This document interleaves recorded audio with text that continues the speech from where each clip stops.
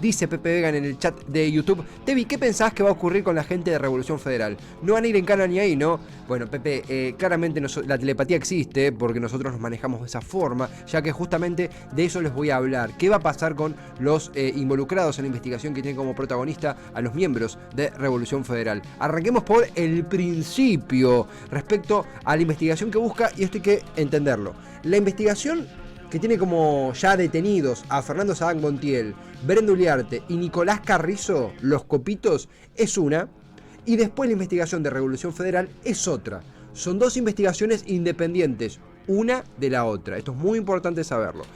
La justicia federal ordenó liberar a los miembros de la banda del grupo Revolución Federal. Acá lo informa Ámbito. La Cámara Federal porteña la Cámara Federal de la Justicia porteña el último martes ordenó la liberación de los 4 integrantes de la agrupación Revolución Federal que habían sido detenidos a fines de octubre, más específicamente el 20 de octubre, por la acusación del delito de incitación a la violencia colectiva. Sin embargo, al considerar que la investigación no corría riesgo, los miembros de Revolución Federal, Jonathan Morel, Sabrina Basile, Gastón Guerra y Leonardo Sosa, fueron liberados por esta entidad judicial porteña. La investigación sigue en curso.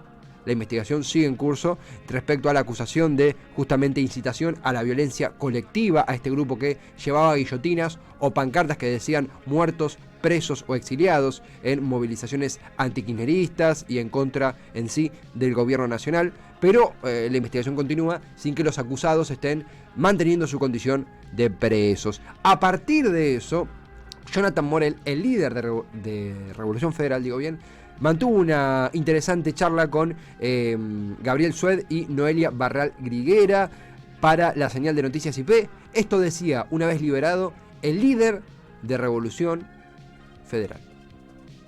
¿Qué es lo primero que pensaste cuando te enteraste de que te liberaban? Recibí un llamado de mi abogado y nada, pensé que era lo lógico, era lo que estaba esperando del momento en el que ingresé. Sabía que de acá me iba porque nunca cometí ningún tipo de delito y bueno, eso lo va a comprobar la justicia. Jonathan, hace poco estuvo acá en el estudio Nilo, tu abogado Nilo Medina. Le planteábamos, bueno, lo que se dijo en ese space de Twitter finalmente se parece mucho a lo que terminó pasando, que alguien se infiltró como parte de la militancia kirchnerista en la casa de la vicepresidenta e intentó asesinarla. Él nos decía, casualidades de la vida. ¿Vos qué reflexión tenés respecto de eso? Sí, son meras coincidencias, es decir, no tiene nada que ver y bueno, la justicia lo iba a investigar. Yo lo había dicho anteriormente la jueza Capuchetti, después el juez Rafek y demás. No tiene absolutamente nada que ver lo del atentado con algo que nosotros hayamos hecho. ¿Ustedes ya están pensando en alguna nueva protesta? No, yo no hablo hace 10 días con ningún miembro de Revolución Federal, así que ningún activista de la calle, así que no estamos pensando en absolutamente nada. O sea, estuve 10 días en un calabozo, 11 días, no sé cuántos, así que no sé nada, no sé ni a cuánto está el dólar, acabo de salir. Jonathan Morel, líder de Revolución Federal, una vez liberado. Los miembros de Revolución Federal detenidos ya llevan 48 horas de libertad. La realidad es que el tiempo no parece ser peor para esto. Acá estoy leyendo diferentes noticias y novedades. Estaba también comparando las horas. Tenemos este viernes, ahora me estoy adelantando un poco al final del bloque, pero este viernes hay un acto de Cristina en Pilar, en la sede de la Unión Obrera Metalúrgica, en la UOM. Y al mismo tiempo, en esa semana, un martes, 72 horas antes de dicho acto, se libera a los miembros detenidos de Revolución Federal. El principal grupo, entre todos los señalados, de llevar a cabo hostigamiento a diferentes grupos, conjuntos y personalidades políticas, y que justamente denunciado y detenido sus miembros por incitación a la violencia colectiva. En este contexto muy sensible, se comenzó a profundizar respecto a los vínculos del Grupo Caputo con Revolución Federal. ¿Qué está pasando, no?, con esa pista del dinero que diferentes miembros del gobierno denunciaron? Después de la excarcelación, Jonathan Morel habló de los millones que recibió del Grupo Caputo. Este Grupo Caputo, el Grupo Caputo que le giró dinero, millones de pesos a Jonathan Morel. ¿Qué dijo Morel al respecto? creía que se iba a ganar una comisión. El referente de Revolución Federal, Jonathan Morel, aseguró ayer que jamás le haría daño a alguien luego de que la Cámara Federal porteña ordenara su excarcelación en la causa por amenazas contra la vicepresidenta Cristina Fernández de Kirchner. Por otro lado, dijo que no sabía para quién estaba trabajando al momento de recibir pagos por parte de una empresa llamada Caputo Hermanos, vinculada al exministro de Finanzas del gobierno de Mauricio Macri, Luis Caputo. En tanto, al ser consultado por las transferencias de dinero que recibió por parte de la empresa Caputo Hermanos, Morel aseguró que fue contratado luego de haber pasado un presupuesto para entregar unos muebles y reconoció que la infraestructura que disponía en el local que él administraba no le daba para cumplir con ese encargo. Por ende, se comprometió a buscar, sería como una especie de justamente comisión, ganar esa plata para encontrar a alguien que sea capaz de hacer ese trabajo.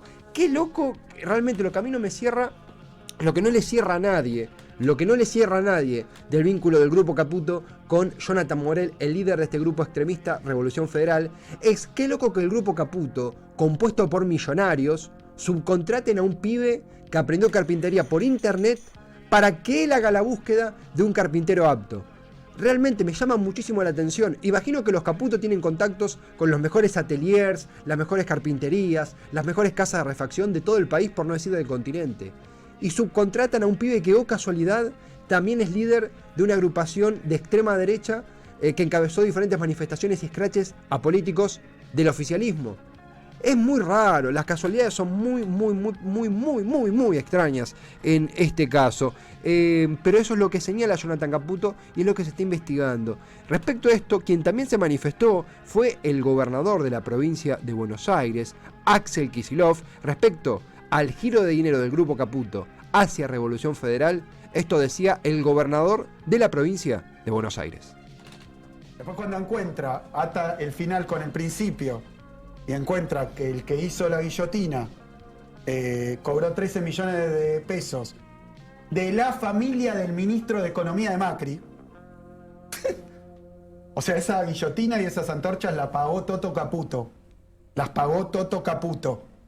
No pagó ni mesita de luz, ni estanterías, pagó guillotina y pagó antorchas. Esto mencionaba el gobernador Axel Kicillof. Acá, hola Esteban, hola Topo querido, ¿cómo te va, estimadísimo Topo? Acá repasando las novedades que hay en la arena judicial y política después de la liberación de los miembros de Revolución Federal a 72 horas de que Cristina reaparezca en Pilar, para la que será su primera aparición pública frente a la gente. Desde su intento de magnicidio se van a cumplir ya 2 meses. No, se están cumpliendo ya el 1 de noviembre, se cumplieron 2 meses del intento de asesinato contra la vicepresidenta. En este contexto, a 72 horas de que Cristina reaparezca en Pilar, se libera a los miembros de Revolución Federal. Es cierto, Revolución Federal no es Los Copitos, la investigación no es la misma. Sin embargo, llama muchísimo la atención el accionar de la justicia y llama muchísimo la atención cómo el grupo, el líder, de Revolución Federal, Jonathan Morel, explica sus vínculos con el Grupo Caputo. Lo poco que se entiende del vínculo tampoco mejora cuando uno aborda qué es el Grupo Caputo, una sociedad carcasa, una sociedad fantasma. No lo digo yo, quien explica esto es un fragmento que hemos pasado un montón de veces acá, pero ahí está todo. Hemos hablado en una nota, la verdad, un lujo de nota, con el director de la Inspección General de Justicia de la Nación, la entidad que vela por el correcto funcionamiento y el correcto andamiaje de este tipo de sociedades, Ricardo Nissen, el encargado de velar por el correcto funcionamiento y que estén en ley las sociedades. Esto decía de quién es, qué hace y cómo actúa el Grupo Caputo. ¿A dónde? En este programa, escúchalo. Para el lenguaje de los que no estamos en la movida y queremos aprender. Esto es lo que se llama una pantalla y sentís que... Sí, claro, tiene varios nombres societariamente hablando, dentro del derecho societario, sociedad fantasma, sociedad ficticia, sociedad pantalla. Son esas sociedades que se cumplen con todo, pero que no hay nada detrás, lo que es el robot, ¿no? O sea, claro, hay toda una cáscara, hay acta de asamblea, de directorio, los libros están rubricados, pero adentro no hay nada útil. Las acciones se emiten pero no se usan, el capital existe pero es muy bajo, el objeto es amplio pero no se cumple, todo falso. Claro, una carcasa. Una carcasa, vos lo explicaste bien. Esto decía Ricardo Nissen en el aire de todas las tormentas juntas la semana pasada, hace muy poquito. De nuevo, el contexto es a 72 horas de que Cristina se pronuncie por primera vez ante el público en su reaparición frente a la gente, a 2 meses de su intento de magnicidio, se liberan a los miembros de Revolución Federal. Uno no cree que sea una provocación, las casualidades en este caso de grupos extremistas, de planeamientos en los márgenes del sistema político, de silencios y complicidades, son realmente asombrosos. Es asombroso que, o casualidad, el grupo Caputo, compuesto por aliados de Mauricio Macri, compuesto por el ex ministro de Finanzas de Mauricio Macri,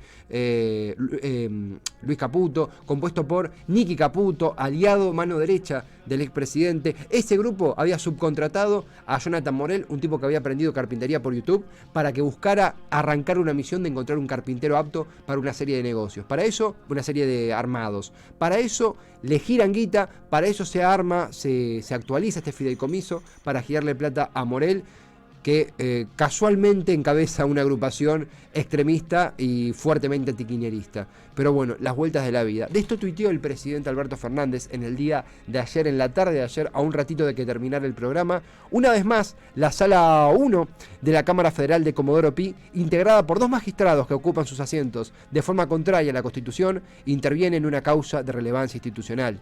Pareciera que, lejos de querer esclarecer el hecho y llegar a sus máximos responsables, están empecinados en tapar lo obvio, que una banda criminal con ramificaciones y financiamiento oscuro atentó contra la vida de la vicepresidenta de la Nación. Los jueces Leopoldo Bruglia y Pablo Bertuzzi deberían estar solo en los tribunales para los cuales concursaron. Solo una maniobra ilegal, que es un secreto a voces, del expresidente Mauricio Macri, que ordena a los consejeros de la magistratura que le responden bloquear el concurso para designar a quienes deberán ocupar legítimamente las vacantes que hoy usurpan los jueces citados, hacen posible esta arbitrariedad. La Corte Suprema debe intervenir para hacer cumplir su propio fallo. Ojalá tenga la misma celeridad que tuvo para imponer a su presidente al frente del Consejo de la Magistratura. El hilo de Twitter de Alberto Fernández en el día de ayer, con los tapones de punta, el propio presidente legitimando y avalando la hipótesis, la investigación que busca justamente esclarecer cómo una banda criminal se financió, actuó y en dónde están las fuentes, los financiamientos, el génesis de este grupo de extremistas. En ese mismo eje también, esta noticia también de última hora, de último momento, hoy temprano, Revolución Federal le exigió al presidente que se retracte públicamente por sus tweets. Acá la noticia que nos acerca a la producción: acusan al presidente de violar el orden constitucional en la división de poderes. Es asombroso porque acusar de Alberto de querer intervenir la justicia, creo que Alberto nunca estuvo tan lejos en su vida de intervenir en algo de la justicia como cuando fue presidente. Ojalá eso cambie, porque necesitamos que cambie, porque estamos viendo dónde pega más fuerte cuando uno cree, como decía Santiago Cafiero, que la justicia se tiene que autodepurar. Tenemos un intento de magnicidio y la justicia actúa arbitrariamente y mirando más bien con quién cumple el favor que esclarecer quién está detrás, qué pasó, cómo se financió, cómo es la logística de estos grupos que en conjunto, por supuesto que tienen actitudes, miembros diferentes, pero que en sus desprendimientos, en su accionar, pueden llegar desde llevar guillotinas a marchas, a movilizaciones, hasta directamente intentar matar en televisión abierta a la vicepresidenta. En ese eje también, Cecilia Moró, muy claramente la presidenta de la Cámara de Diputados, se expresó. Le ponen una pistola en la cabeza a Cristina Fernández de Kirchner y los jueces liberan a Carrizo, Díaz, etc. Es cierto que Díaz fue liberada, la amiga Brenda Uliarte, Carrizo todavía no está liberado, eso lo aclaramos. Financiados por el hermano de la vida de Macri. Uno le dice, se refiere a los Caputo, uno le dice a Alberto Fernández: el próximo sos vos, pero nada, hay impunidad total. ¿Qué clase de justicia es esta que le da el poder a los violentos?, tuiteaba la presidenta de la Cámara de Diputados, Cecilia Moró. Sobre esto también se manifestaron los integrantes de la Cámara de Diputados pertenecientes al Frente de Todos, emitiendo un comunicado donde justamente repudiaban la decisión de la Cámara Federal de liberar a los integrantes de Revolución Federal, en sus palabras, a quienes consideran instigadores del intento de magnicidio de Cristina Kirchner. Este comunicado que eleva los miembros de la Cámara de Diputados pertenecientes al Frente de Todos a partir de las liberaciones de Jonathan Morel, Leonardo Sosa, Gastón Guerra y Sabrina Basile, a 72 horas de que Cristina hable mañana en la Unión Obrera Metalúrgica en el municipio de Pilar. En este contexto también tenemos un par de declaraciones como para ir cerrando de la mano derecha de Cristina, senador nacional y miembro de la Comisión de Inteligencia, Oscar Parrilli, que justamente en el Destape denunció, comentó, mostró cómo Gerardo Milman, que ahora esto hay que aclararlo, Gerardo Milman, que es una persona que, ¿se acuerdan? Está la denuncia de un miembro del equipo de un diputado del Frente de Todos que lo escuchó en la confitería Casablanca decir la frase: mientras ella, yo quiero estar ya en la costa cuando ella esté muerta, a 48 horas del intento de magnicidio contra Cristina. Parrilli no deja descansar este caso y esto decía en el mano a mano con el Destape. Por lo que le había ocurrido a Cristina Kirchner el 1 de septiembre. En las marchas que hacía el grupo de Revolución Federal, Milman participaba de las marchas. No eran marchas que se anunciaban en los medios de comunicación, se comunicaban entre ellos, eran 15, 20, 30, y Milman participaba. Es más, en un reportaje, el día 16 de septiembre, con Diego Zunino en América TV, reconoce expresamente Milman que participaba de estas marchas. Más, estuvo en la famosa marcha de las guillotinas. Y dije, bueno, no pasó nada. Es decir, minimizó absolutamente. Cuando se comunicaban, uno se imagina al grupo organizando entre ellos por WhatsApp y qué sé yo, y entre ellos estaba Milman. Exactamente, estaba entre ellos conectado, porque si no, ¿cómo se enteraba de las marchas? Fue a todas las marchas de la Revolución Federal. La Revolución Federal, recordemos, no solamente tuvo que ver con la relación con Brenda y con Ariel Sabac, sino además organizó todas las marchas más violentas contra el gobierno. Recordemos lo de Ferraresi, lo de Sergio Massa. Milman estaba presente en cada una de esas actividades. Nunca dijo nada en contra de eso. Simplemente ahora dice, bueno, no sé, era cosa de ellos, yo iba solamente como un espectador. Sí, participaba de todo esto. Después aparece esta investigación de este testigo de identidad reservada que cuenta lo que ocurrió allí en, lo que decíamos recién, en la confitería Casablanca, ¿no? Que lo escuchó decir esto. Y comienza la investigación, se lo citan. Y qué sorpresa, se decide liberar. Esto decía Oscar Parrilli, bueno, después sigue comentando sobre la liberación de los miembros de Revolución Federal. La nota, el fragmento, donde Gerardo Milman, diputado nacional, miembro de la mesa chica de Patricia Bullrich, acá lo conocemos bien, él es de Avellaneda, él era candidato del socialismo, después, bueno, la vida da vueltas y terminó como miembro de los halcones de Cambiemos. Gerardo Milman, miembro de la Comisión de Inteligencia, Parrilli lo conoce, de ahí digo, no descartemos esto, que es la base de todo esto. Los pasillos de la Comisión de Inteligencia de la Cámara Alta y la Cámara Baja, los camina Parrilli y los camina Gerardo Milman. Esa nota que menciona Parrilli con Eddie Zunino, la tenemos, esto decía Gerardo Milman sobre el accionar de Revolución Federal y confirmaba su presencia en las marchas de esta agrupación de extrema derecha. Cursos de estos grupos marginales, pero con discursos muy, muy violentos. Y la pregunta era, ¿qué hace la política con esto? ¿No? Porque a veces parece que no molesta que esta gente te vote, por ejemplo. Bueno, la verdad es que primero yo creo que el votante es un ciudadano individual, digamos, porque por más que participe de un grupo, esta gente no sé a quién vota, no tengo ni idea, porque inclusive leía en un periódico que fueron a una reunión de los libertarios, que uno podría decir hacia la derecha, lo más extremo que hoy hay, por lo menos de la representación en Argentina, y se sintieron incómodos, y se fueron de ahí diciendo que tomaban mate, que no iban a resolver nada. Del otro lado uno puede recordar, por ejemplo, el gordo del mortero, entre comillas, alguien de la izquierda que creía que las cosas se resuelven también con un hecho violento. Entonces, esos extremos me parece que la política, en definitiva, tiene que apartarlos. Digo, el caso de la guillotina, yo participé de esa marcha, recuerdo. Y bueno, fui circulando desde el Obelisco, por Diagonal o por Rivadavia, no me acuerdo, y llegué a la Plaza de Mayo y en un momento me encontré con la guillotina. Bueno, no sé, tuve una reacción de irme para atrás, digo, no sé, digo, ahora, ¿qué podía hacer yo ante un grupo de gente que estaban ahí en la misma marcha? Digo, yo lo único que hice fue retirarme de ese lugar y por ahí me generó un choque, digamos, ¿no? Desde el punto de vista hasta dónde personal. puede llegar, y con el diario del lunes y como comentarista del partido, condenar antes, ¿no? O sea, decir, no, esto no. Esto no son manifestaciones que haya que hacer en democracia, porque, a ver, me parece que es un tema... Esto, bueno, este era un fragmento de la nota donde Gerardo Milman confirma su participación, su andar con el Grupo Revolución Federal en una marcha donde coinciden, donde hace ese comentario respecto a que le había generado mala impresión la guillotina, confirmando lo que decía Parrilli justamente, de que Milman ha marchado, conocía de primera mano el Grupo Revolución Federal en un contexto donde Milman es señalado y es justamente parte de la investigación que encabeza la jueza María Eugenia Capuchetti, esta sí, la que ha dictaminado la prisión de parte de los copitos, justamente por el comentario que se le escuchó hacer a Gerardo Milman en la confitería Casablanca a 48 horas de que intentara matar a Cristina. En este contexto también, de nuevo insistimos, estamos a un día de que Cristina hable mañana a las 5 de la tarde en el acto que encabezará en la Unión Obrera Metalúrgica en Pilar.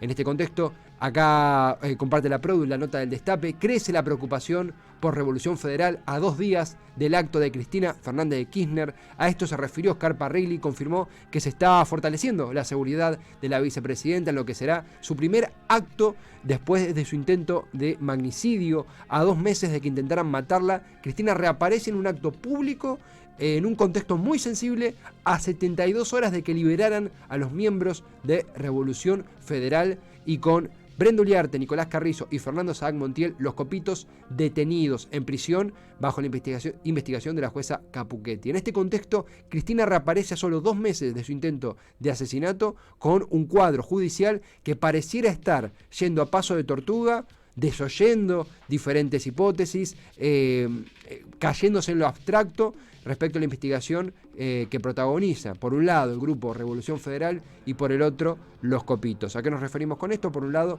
se señala, se insiste con que es bastante sugestivo que a tan poco tiempo del intento de asesinato y a tan poco de que Cristina hable, se libere a los miembros de Revolución Federal. También, al mismo tiempo, se procura fortalecer la seguridad de la vicepresidenta en lo que será su reaparición en el día de mañana por primera vez en público después de su intento de asesinato a manos de Fernando Saad Montiel, componente clave de esta banda de los copitos. Además del detenido está su novia Brenda Uliarte y el jefe de estos, Nicolás Carrizo. Para cerrar, Juan Manuel Ubeira, el abogado de Cristina Fernández de Kirchner, en C5N en la noche de ayer desplegó su opinión respecto a esta liberación de los miembros de Revolución Federal. Esto decía el abogado de Cristina en esta causa ayer en C5N, en un contexto muy particular, porque no solamente se colisionan las causas, de repente uno se confunde copitos con Revolución Federal, hay que distinguirlos.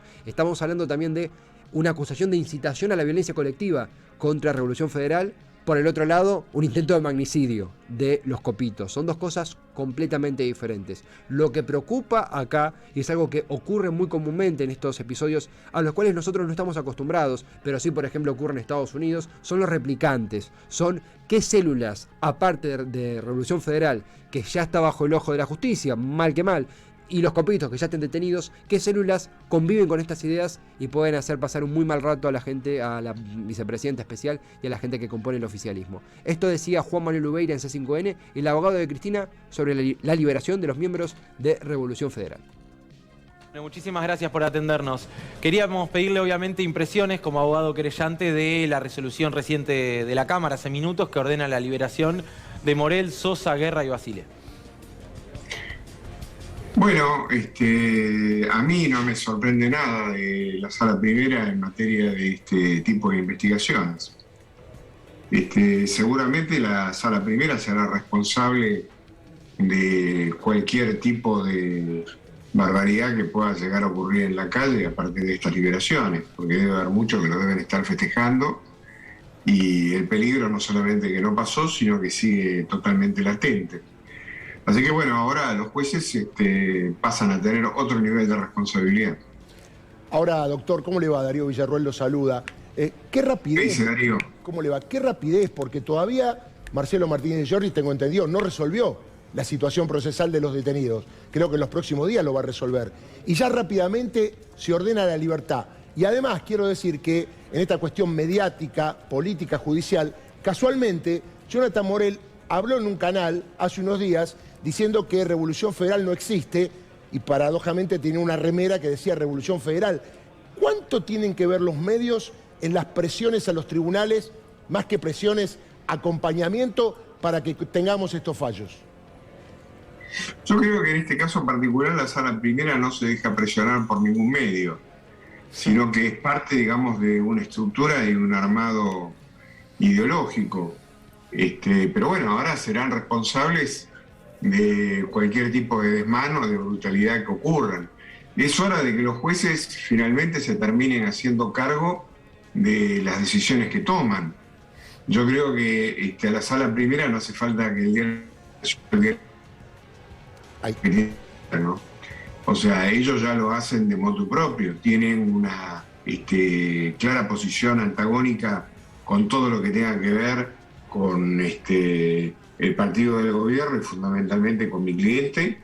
Y bueno, esto decía Juan Manuel Ubeira, abogado de Cristina, en el día de ayer en C5N, después de confirmarse la liberación. Perdón, esto fue el martes, después de confirmarse la liberación de 3 miembros de Revolución Federal. De nuevo, estamos justo en un día parteaguas en la semana. En este jueves toca informar que hace 2 días nada más, 48 horas nada más, se ordenó la liberación de los miembros de Revolución Federal detenidos a 72 horas de que Cristina Fernández de Kirchner se pronuncie por primera vez en público en el acto en la Unión Obrera Metalúrgica en Pilar. Esto está sucediendo en esta misma semana, estamos a un día de que Cristina reaparezca en un contexto muy sensible políticamente, donde las investigaciones judiciales están yendo cada vez más a paso de tortuga. Si bien hay detención de 3 personas por su intento de magnicidio, no está esclarecido aún de dónde proviene la logística, si hay algo detrás. Y aparte, en esta investigación, por otro lado, que se empezó a desarrollar respecto al grupo Revolución Federal, se ordena la liberación de sus miembros